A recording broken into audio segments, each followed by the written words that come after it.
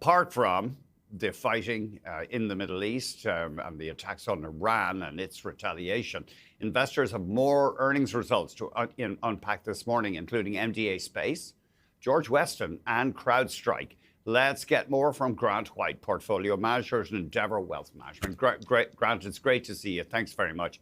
I saw a headline in the Globe today indicating that war is never a time to sell your stocks. No, I mean, I think the headline's right. I mean, despite obviously the tragedy of the events that's going on from a market perspective, markets have very short memories for these types of geopolitical events, and so you want to be very careful. I mean, I've had a few emails from some investors talking about this as well and showing some concerns, and that's natural, obviously. But it is something you want to be really, really careful about right now. I think that volatility can really be your ally, though. I mean, if you're a disciplined investor, one of the things you got to be looking for right now, and we've been talking about this for months, but fundamentals are really climbing to the top here, and I think you want to focus on those fundamentals. And if you can find good opportunities to buy in because of volatility, then that's a great thing for you as an investor. So you want to be very disciplined right now because the headlines can be scary, but that doesn't necessarily mean that it's going to be long-term impact on your portfolio. Let's get on to some companies reporting. MDA Space, what jumped out for you with those numbers, Grant? MDA Space is this company that I love. I mean, this is a really great Canadian story. And if you're interested in the economy of space, MDA Space has to be on your radar screens. So this is a great company with a lot of Canadian history in space. The Canadarm2, this is the company that brought that to life. And today they are big in the satellite game, telecommunication satellites. What stood out to me in the earnings is what we're really looking for is that continued flow of upcoming business, that pipeline of upcoming business, and how consistent that's going to be. And what's looking really strong out of that is we are seeing consistency there. And so I'm very optimistic about this company going forward. We have it as a buy rating. Now, it's a buy with a little bit of volatility to be considered. So I think that there is going to be volatility in this company, but it's very well managed. They do a great job. And I think the economy space is just picking up steam. And this is a great Canadian story at the forefront of it. Quite the jump. Revenue surging 44%. And so the geointelligence is one of their big businesses, robotics, and then satellite systems. And Desjardins saying once again, satellite systems was the star performer. Yeah, satellites, telecommunications satellites, but I mean, defense spending as well. We know that defense spending is going up in many parts of the world right now. And a company like MDA Space, which builds satellites with defense in mind, is going to do probably pretty well in that. And that's also why we're seeing that pipeline of upcoming projects looking so strong as well. And their backlog apparently is above 4%. It was down 9% quarter on quarter, but Desjardins doesn't see this as a real problem. Apparently, it excludes, for example, RadarSat Plus business. Yeah, we don't see it as a problem either. I mean, again, what we were looking for is consistency going forward and the ability for them to execute on that. And I think that that's exactly what we're still seeing from this report too. So still a very strong report from a great company. What about CrowdStrike? What should investors pay attention to there? Yeah, CrowdStrike is another really great company. I mean, they are one of the best in the game at what they do, cybersecurity.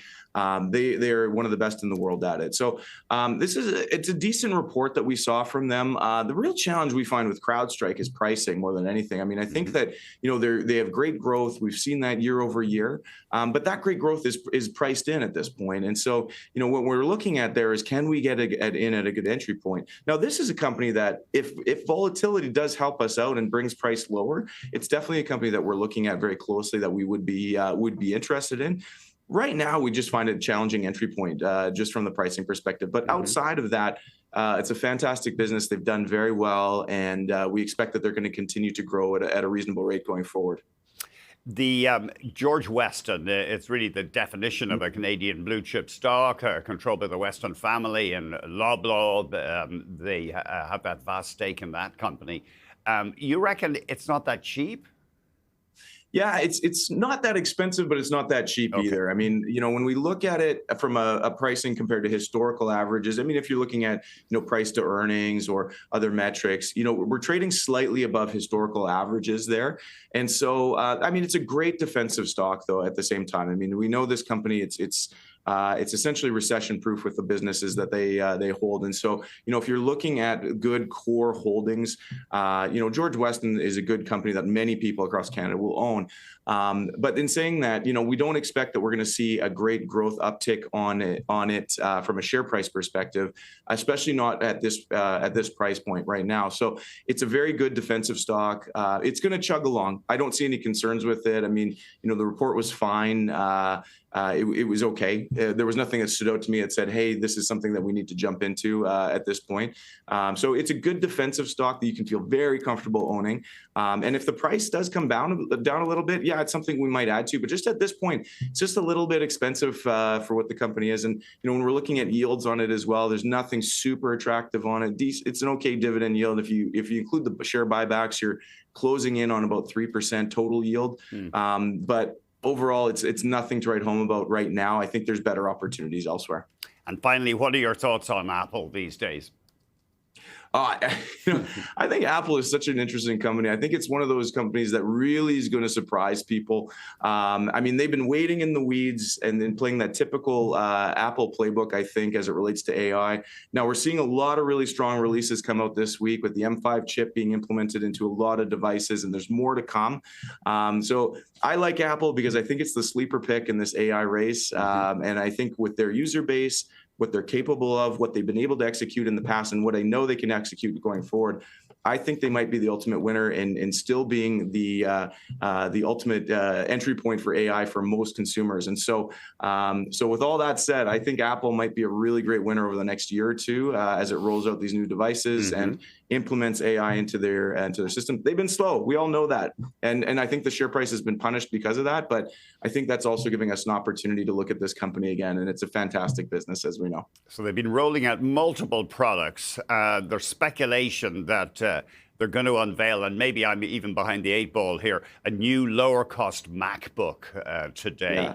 Yeah. Although the company, they're saying we're hosting an experience today in New York. In any case, yeah, I think we're all watching it. I think it's going to be very interesting, and I think some of that magic might be coming back into Apple. It's not like back in the iPhone release days early on when Steve Jobs would do this, but I think that there is something to be excited about going forward with Apple, and that ecosystem of devices they have is really perfect to implement and execute this AI strategy. So if they can execute well, which I believe they can, then I think Apple's going to be one to watch for going forward, and it might be the central hub of how over 2 billion people access AI going forward. So, Grant, thank you very much indeed.